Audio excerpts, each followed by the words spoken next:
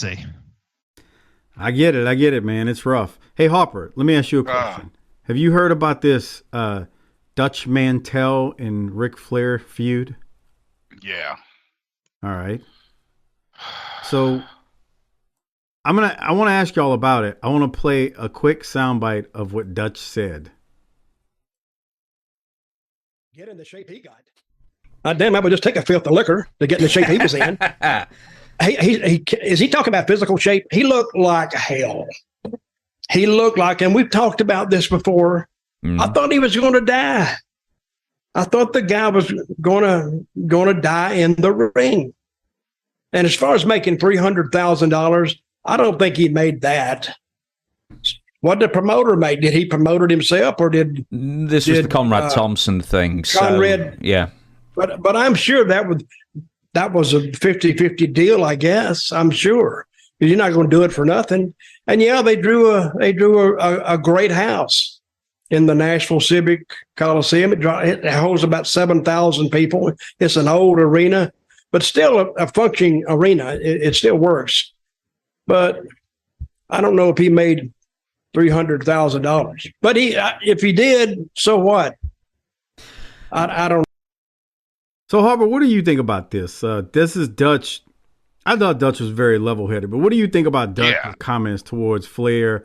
You watched it. You ordered it like me. Yeah, man.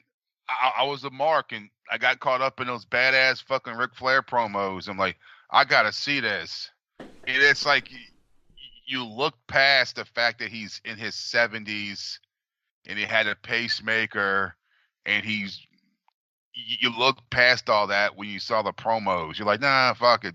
This is going to be badass. You watch it, you're like, I remember when he first came out to the curtain, you could just tell, like, okay. Because he didn't even woo once. He didn't do one fucking woo, bro. And then I'm like, oh, fuck. Then he got in the ring. He's wearing a shirt, which I get it. He's 70-something years old, right? I mean, we don't want to see him like this, where he looks like a fucking, like your wife walking around the house on a Saturday fucking afternoon wearing a T-shirt in the fucking underwear. And it's just like, oh, boy. Then when he started, I was worried just like everyone else. I was like, I don't think he should just get out the fucking ring and just like fucking just stop. What the fuck? And all those other, could remember like in the front row there was Undertaker and Bret Hart and all the stars. But what do you think was going through their minds watching this? Holy shit. We're going to watch him die. I don't think they'd ever be honest and tell you what they were really thinking. No, they're not going to do that because out of respect, and I get that. I mean, right, that's how like Cornette won't say anything about it, which that's honorable because he's been knowing him forever and he was a role model. Yeah, so, but what did Dutch say, that wasn't accurate? That's saying someone about the, I don't know. That's like someone saying, God, Ryan Leaf was one of the worst quarterbacks ever. I can't believe the San Diego Chargers drafted him back in the day. I bet they regret that. And he's like, but fuck, what are you talking about? How many games have you played on Sundays? Yeah, bitch. What am I saying that's not true? Yeah. I think, so I don't, Crockett, let me ask, what do you think about, before I kind of chime in. What do you think? You said it sounded like two miserable old men when you texted me, but what did you think about this whole thing?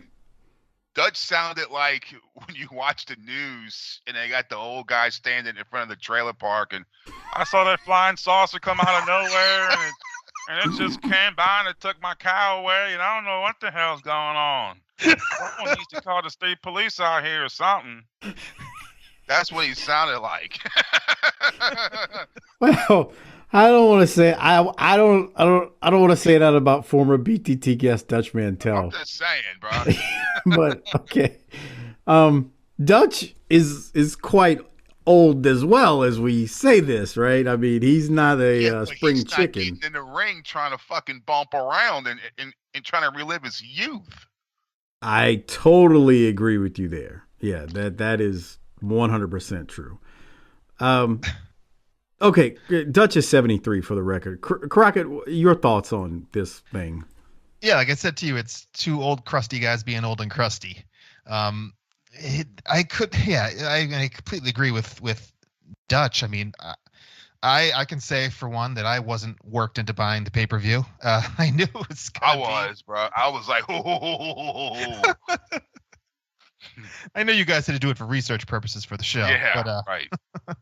But no, I couldn't see a scenario where this is going to be a good match or just not going to be me, biting my nails like everyone else was, thinking he's going to fucking keel over, which apparently he did a couple times. He like passed out or something like that during the match, right? I mean, what the fuck, dude?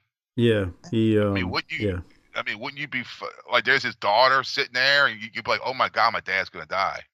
Yeah, like why would you just? I mean, we all know that he's grabbing at every buck he can, and he's been doing it for years, ever since he stopped wrestling. But and why? Why the money? That's why. You think that was the best payday that he ever had wrestling? Was that $300,000? I don't know if I believe he got $300,000, but because that's a lot of goddamn money, bro. That's a lot of money. So I don't. You would have, how much would have got? How much should he make at a featured match at WrestleMania? His last match at Mania. How much do you think he would have made there? Well, see that's what I was getting at. Like I mean, he's Ric Flair. I would feel like I believe he's gotten more. Yeah. Before. Think he's got more than that for one night? He's Ric Flair, dude. I mean, yeah, I think so. More than $300,000 for one night. I mean, yeah, now I'm thinking about it. I'm thinking maybe for the one match, probably. I mean, I know they get that kind of money for like the Saudi matches, but for WrestleMania, I don't know. Yeah, I don't have that. Maybe so. Yeah, maybe for him and Shawn Michaels, maybe. I mean, it's possible. Maybe we're gonna find out. He's Ric Flair, so like, I feel like he's definitely got that or more before.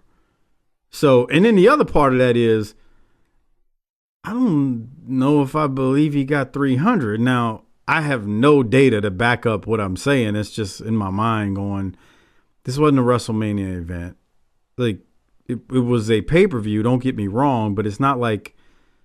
Yeah, it was on Fight TV.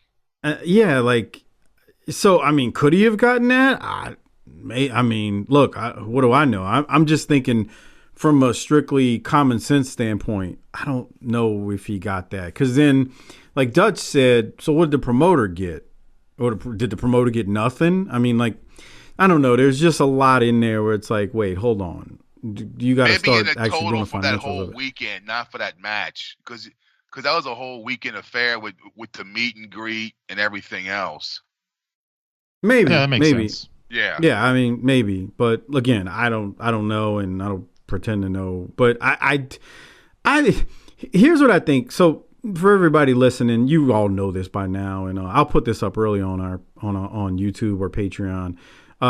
I think Rick fired back on Twitter. He said, "Thank God they used the word veteran and didn't call you a legend, just a miserable old wrestler trying to make a buck. And by the way, you never had a legacy to begin with. Woo," is what Flair's response was. I actually think the thing that got to Flair was this part right here. Get in the shape he got. Damn, I would just take a fifth of liquor to get in the shape he was in. I think Flair must have got hold of that and it just set him off. Yeah, you motherfucker.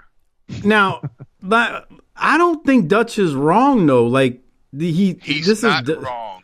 But nothing hurts more than the truth, Michael. Bruh, you ain't got to tell me that. That's the problem. Yes. People blast you with the truth. You get very defensive, and I think that's what Flair did. And the thing about Flair, man, I'm sorry. We're Ric Flair fans. His personal life, he's been a disaster. Like, I ain't trying to talk bad about the man because I really do enjoy watching his old stuff, wrestling and his promos. Yeah, no, dude, I was watching his old stuff the other night. You had to wait for Doc to go on vacation to start talking like this, right? Yeah. Yeah, he's actually having an intelligent discussion about it when Doc's not here.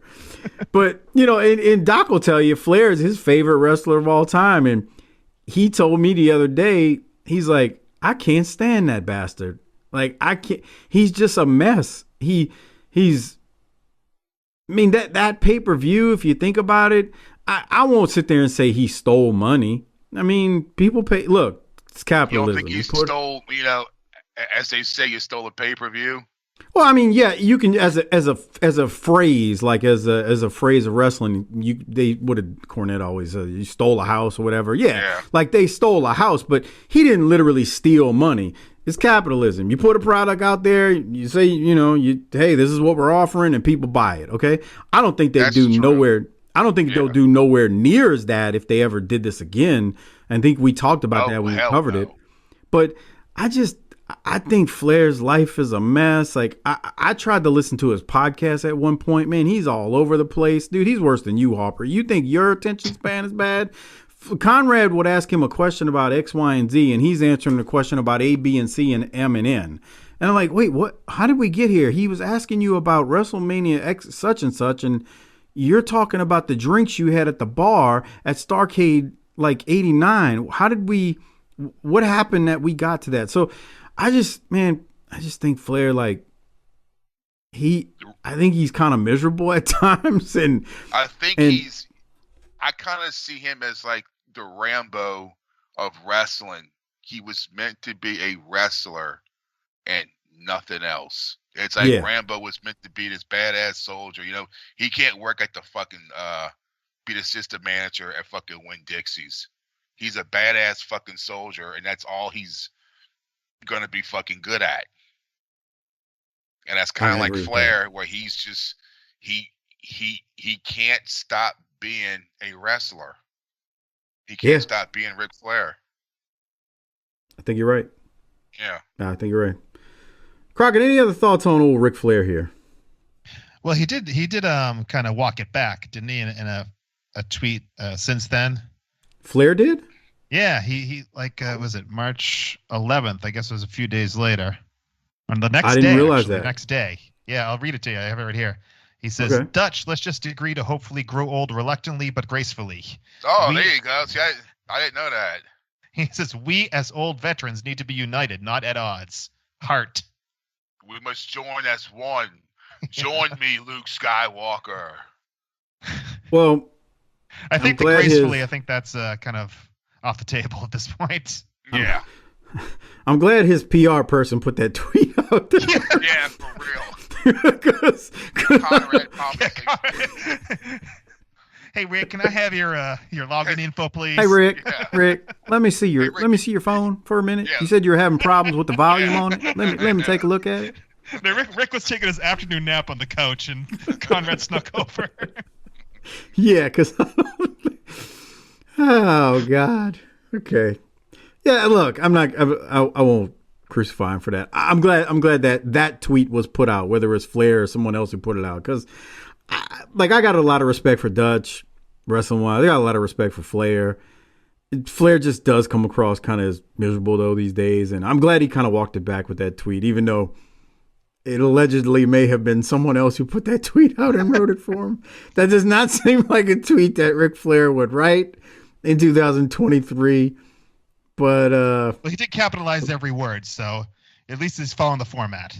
Yeah, that's true. That's true. But yeah, hat tip to Flair for maybe cleaning it up as we get into this. But I wanted to mention one other thing before we get into the main show. So we got Halloween Havoc coming up next week. So Harper, that means you're gonna watch this one, right? Next Tuesday.